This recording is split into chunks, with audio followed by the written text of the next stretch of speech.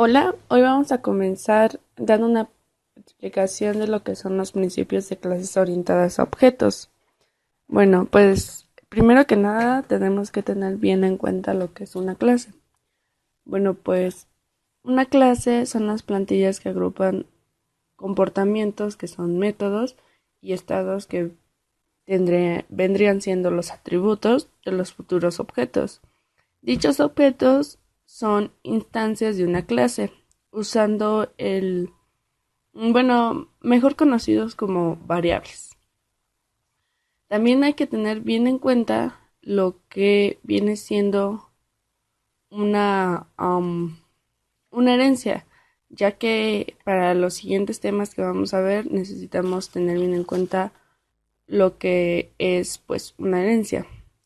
Bueno, dicha herencia especifica de la programación, es específica de la programación orientada a objetos, donde una clase nueva se crea a partir de una clase existente.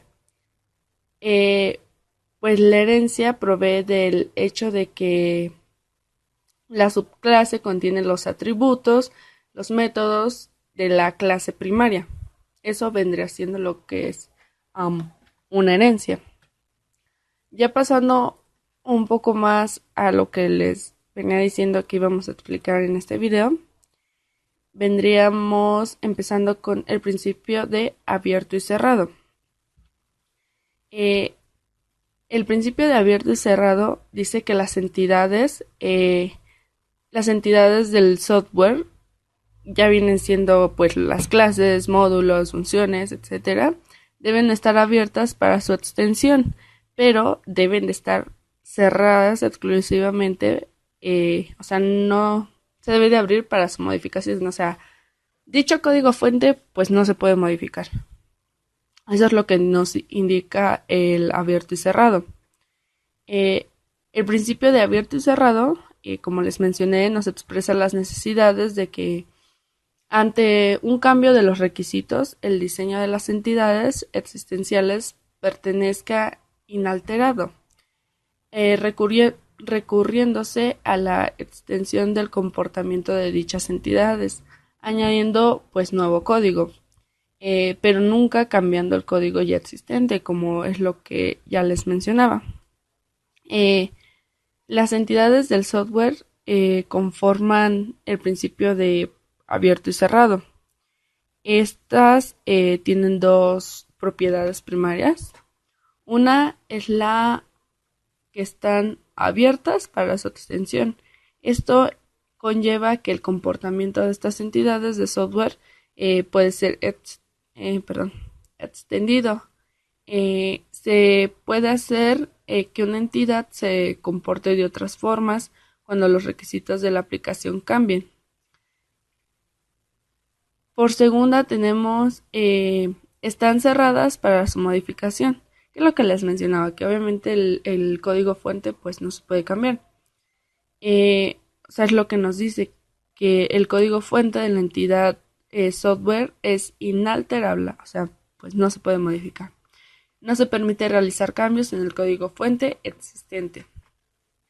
Eh, lo que deben de tener como un concepto, por así llamarlo, bueno, sí, un concepto, es de las abstracciones, que son un conjunto de clases base en el grupo ilimitado de los posibles comportamientos, viene representando por todas las posibles clases derivadas. ¿Y a qué viene esto? Pues a que les tengo, como pueden ver, dos imágenes. Bueno, sí, dos imágenes. Una que indica cliente y señala al servidor. Este diseño de dicha figura que ven muestra dos clases concretas, el cliente y el servidor, de forma que entre ambas clases existe una relación de uso. La clase cliente usa la clase servidor. En cambio, en los requisitos se desea que los objetos de la clase cliente puedan usar objetos de otros servidores.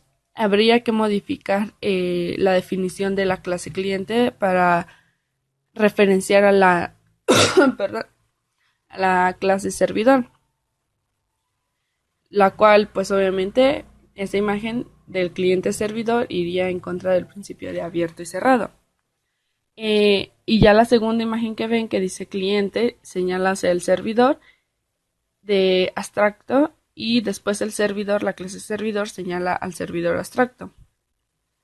Bueno, en este caso la clase servidor abstracto es una clase abstracta que define la interfaz de sus servicios, pero no su implementación. La clase cliente usa esta abstracción y por tanto los objetos de la clase cliente utilizarán los objetos de la clase derivadas a la clase del servidor abstracto. Si se desea que los objetos de la clase cliente utilicen, diferentes clases de servidor, se deriva una nueva clase de la clase servidor abstracto y la clase cliente permanece inalterable, o sea, pues no se altera, como habíamos mencionado. Esto sería todo por el principio abierto y cerrado. Ahora vamos a hablar un poco del principio de sustitución de Liskov. Les leeré un fragmento, el cual están viendo, el cual cita: si por cada objeto 1 del tipo S existe un objeto 2 de tipo T, tal que para todos los programas P definidos en término T, el comportamiento de P pertenece invariable cuando 1 es sustituido por 2, entonces S es un subtipo de T. Básicamente, el principio de sustitución de Liskov afirma que si tenemos dos objetos de tipo diferente, es decir, por ejemplo, un coche y un ciclomotor, que deriva de una misma clase base, que sería vehículo, deberíamos poder reemplazar cada uno de los tipos, coche y ciclomotor, y viceversa. Allí es donde el tipo base, que es vehículo, está implementando.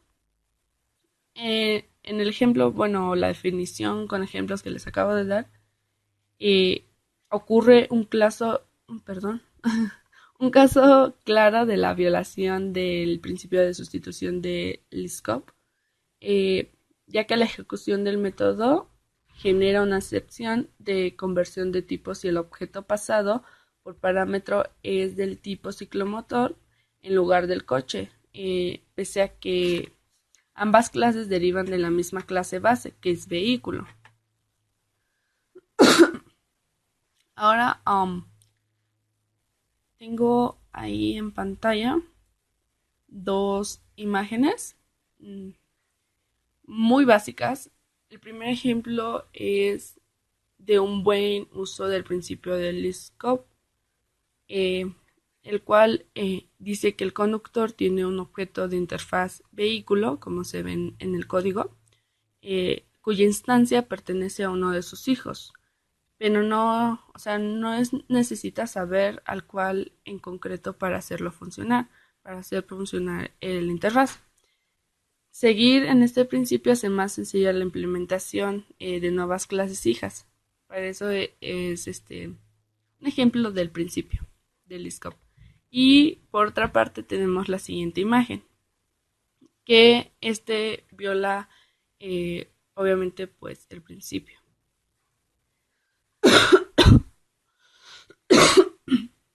Disculpen.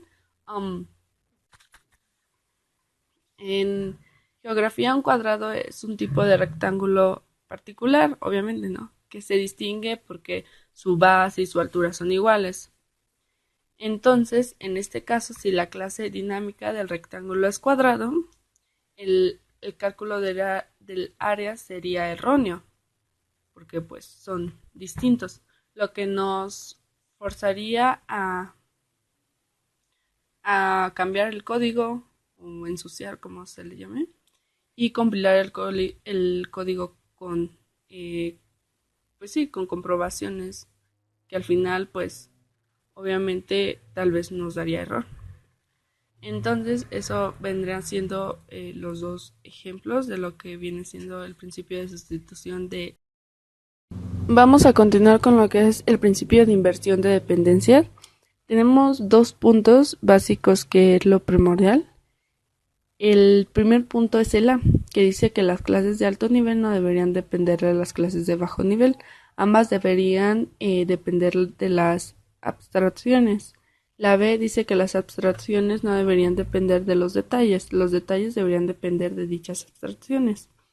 Am, en dicha inversión de dependencias entra la inyección de dependencias. Esto es un patrón de diseño orientado a objetos en el que se suministran objetos en una clase en lugar de ser la propia clase quien cree el objeto. Básicamente es una herramienta comúnmente utilizada en varios patrones de diseño orientado a objetos. Consiste en inyectar comportamientos a componentes. Esto fue creado, acuñado por Martin Fowler. Y también lo que se podría agregar del principio de inversión de dependencia es que gracias a este principio de inversión de dependencia podemos hacer que el código, que es el núcleo de nuestra aplicación, no dependa de los detalles de implementación, como pues puede ser el framework que se utilice, la base de datos, entre otras cosas más. Todos estos aspectos se especifican mediante interfaces y el núcleo no tendrá que conocer cuándo es la implementación real para funcionar. Obviamente este tiene sus problemas. En la programación vista desde el modo tradicional, cuando un módulo depende de otro módulo, se crea una nueva instancia.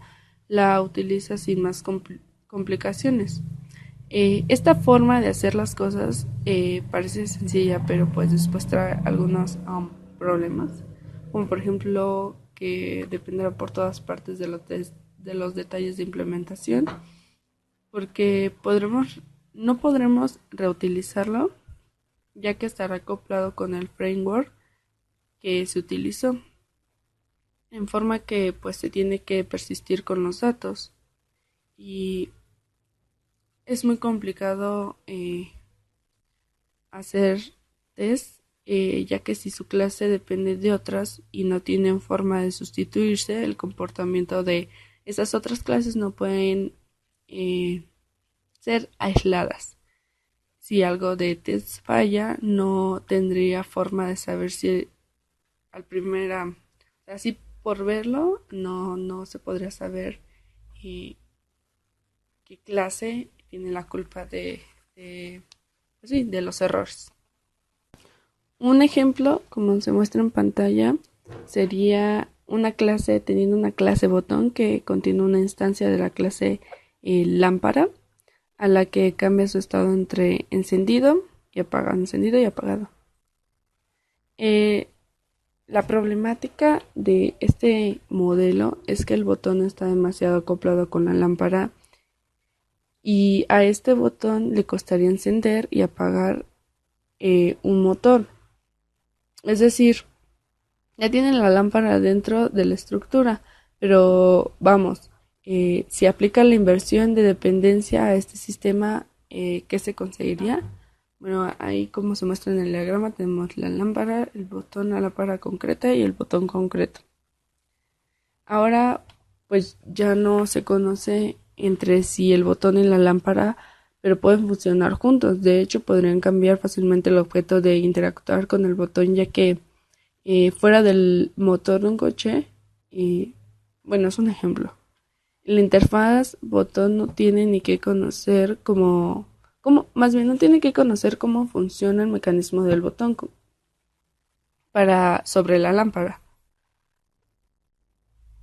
Eh, pero esto se puede solucionar con ayuda de un patrón adaptador que adapte la información que recibe el objeto con el que espera recibir. Como ven ahí, botón, lámpara, botón concreto hacia botón, adaptación botón, lámpara y de adaptador botón a lámpara concreta. Eh, pues básicamente sería todo sobre el principio de inversión de dependencia.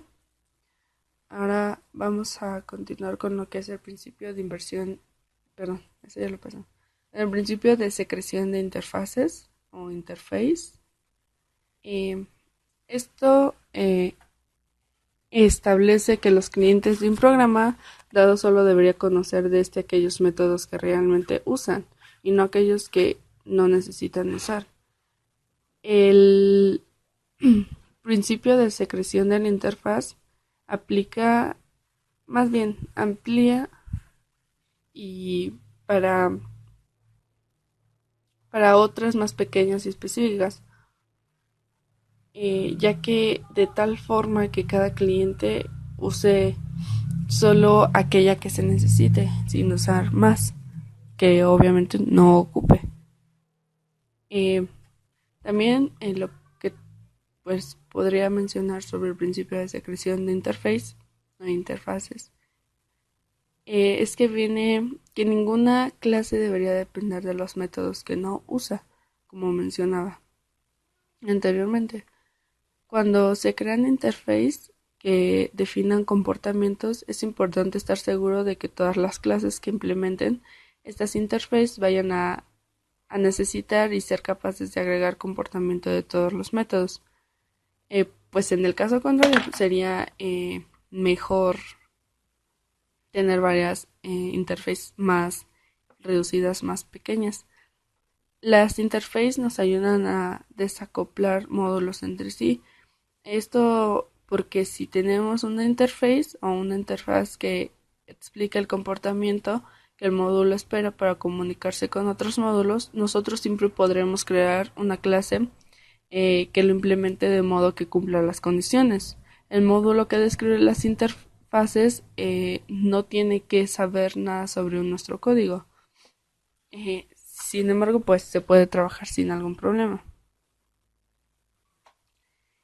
Dentro de los problemas que podrían llegar a suceder dentro de las interfaces,